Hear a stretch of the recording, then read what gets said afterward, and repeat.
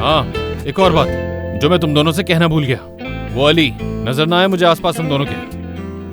किस लिए? क्योंकि वो तौकीर का भाई है? नहीं, क्योंकि वो उससे भी बड़ा बेवकूफ है। फिक्र मत करें, आप नहीं चाहते तो नहीं मिलूंगी। चलो अपने कमरे में जाओ।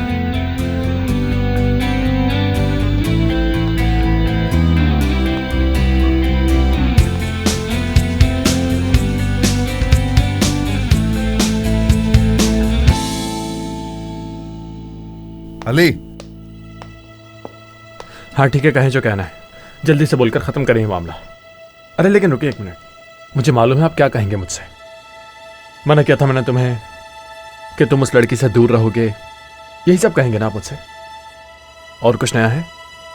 हाँ ये सब मैंने किया है, नवाल को मिला मैं और आगे भी मिलूंगा। और रही बात गाड़ी की तो मैं ठीक करवा दूंगा, आपकी जरूरत नहीं मुझे।